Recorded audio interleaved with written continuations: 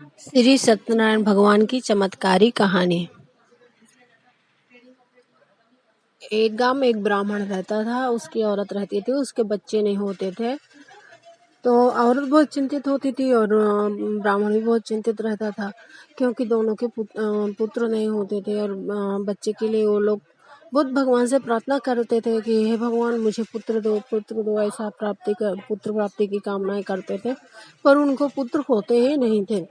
एक दिन वो ऐसे ऐसे उसका बचपन मतलब युवा बीत गया, बुढ़ापापन आ गया। जब बूढ़ापन आ गया तो उसने क्या किया कि उसे बुढ़ी बुढ़ी हो गई ब्राह्मणी, और ब्राह्मण भी बुढ़ा हो गया। उसे बताया भी नहीं और अचानक निकल पड़ा गांव से बाहर। गांव से बाहर निकला तो एक वन निकला, दो वन निकला, तीसरे वन के बाद एक गांव था। उस गांव के किनारे बहुत सारी खेती हो रही थी। तो खेत के पास एक बहुत बड़ा पीपल का पेड़ था। उस पीपल के पेड़ के नीचे 6 कन्याएं अपना खेल खेल रही थी। तो बुढ़ा बेचारा उन लोग को खड़े होकर देखने लगा, और देखते देखते बहुत देर हो गए। तो 6 कन्या में से एक एक कन्या क्या करती है कि वो लड्डू बनाती है। 6 लड्डू बनाते हैं, मिट्टी के 6 लड्डू बनाते हैं। सब लोग बनाती हैं, और बनाने के बाद खेलती है, मिठाती बनाती है ऐसा। और एक कन्या उसमें समझदार रहती है, जो बनाती है और मिठाती नहीं है। बाद में ये देखते देखते वो बूढ़ा ब्राह्मण बोलता है कि बेटा, तूने ये क्यों नहीं मिठाया? तो बोलती है, क्यों? कि मैं इसलिए नहीं नसाया कि ये लोग सब लोग नसाते बनाते हैं तो इनका बनेगा बिगड़ेगा, और मेरा मैं नहीं नसाती, इसलिए मेरा बना ही रहेगा। तो बोलते हैं कि बेटा, तू तो समझदार लगती है, तेरे माँ बाप कौन है? तो बोलती है, मैं भी एक ब्राह्मण कन्या हूँ, और मेरे माँ बाप खेतकारी हैं, खेती का काम करते हैं। तो बोला कि चल बेटा, मुझे अपने घर ले चल। अब वो अपने घर लेकर आती है, बोलती है मेरी माँ तो घर में नहीं है, खेत में गई है। तो बोलते बुला के लाई। बाद में बात करते हैं और बोलते हैं कि तुम्हारी लड़की की शादी मेरे घर में कर दो। मेरे घर की मैं बहू बनाना चाहता हूँ, तुम्हारी लड़की बहुत समझदार है। ऐसा कह के बूढ़ा ब्राह्मण शादी की बात कर ली। और शादी की बात करने के बाद पूरा सब तय हो गया। बाद में ब्राह्मणी को पता चलता है तो वो बोलती है, ऐसे कैसे शादी कर रहे हो? किसके साथ शादी होगी? किसके साथ फेरे होंगे? मेरे तो कोई पुत्र नहीं है, तुम किसके साथ शादी कर रहे हो? तो बोलता है, ब्राह्मण बोलता है कि तू चुप रह, किसी के आगे कुछ मत बोल, मैं घर में बहू लाऊंगा। ऐसा बोला, उसकी जिद थी कि मैं घर में बहू लेकर आऊंगा। और उसको क्या बोला, मेरा लड़का काशी पढ़ने गया है। उसके माँ बाप को बोलता है लड़की के, मेरा लड़का काशी पढ़ने गया है, काशी से जब पढ़ाई हो जाएगी तब आएगा। तुम एक काम करो, बांस की लाठी के साथ, बांस के जो डंडी होती है ना, उसके साथ मेरे मतलब बहू के फेरे कर दो। हम लोग में शादी होती है तो बांस के फेरे के साथ होती है, बाद में फिर लड़के से होती है। तो पहले बांस के साथ शादी किया और बांस की लाठी को ही लड़का बना लिया। बाद में उसे बोलते हैं कि अब तुम बहू को भेज दो, तब मेरा लड़का आएगा तो फिर दोबारा शादी कर लेंगे। उसके माँ बाप भेज देते हैं लड़की के, और वो लेकर घर आता है। सब लोग बोलते हैं, तेरी बहू आ गई, तेरी बहू आ गई। तो वो चिड़चिड़ापन करती है और बोलती है, जैसे बूढ़ा ब्राह्मण वैसे तुम लोग मुझे ऐसा बोल रहे हो? तो बोलते हैं, नहीं नहीं, सच में हम लोग देख के आए, तेरी बहू आ गई। और जब बहू आती है तो बोलती है, झगड़ा करने लगते हैं दोनों। तो बोलते हैं कि तुम्हारा लड़का नहीं है, तुम बहू लेकर क्यों आ गए? तो ब्राह्मण बोलता है, तू चुप रह, अपना मुंह बंद कर, आके परछन कर दे, बाद में होगा जो तो देखेंगे। और अंदर लेके आते, तब अंदर लेकर आती है। ऐसे ऐसे कुल दिन हो जाते हैं उसे। तब कुल दिन बीत जाते हैं तो वो देखती है तो उसे बहू को मतलब लड़का का कुछ भी नहीं मिल रहा है। फिर एक दिन अचानक से पुस्तक, एक रूम बंद रहता है, उस रूम में जाती है, खोल के देखती है तो उसमें पुस्तक रखी रहती है। तो सोचती है कि सच में मेरा पति है, क्योंकि ये बनारस की पढ़ने हुई वाली ही पुस्तक है, संस्कृत में रखी हुई है।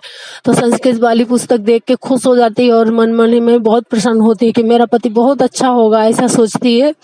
एक दिन क्या करती है, सास बोलती है कि बेटा, मैं खेती काटने जा रही हूँ, तो दिया बुझे। तो मतलब दिया बुझाए तो आगे ना बुझाना, आगे बुझे तो दिया ना बुझाना, ऐसा बोल के चली गई।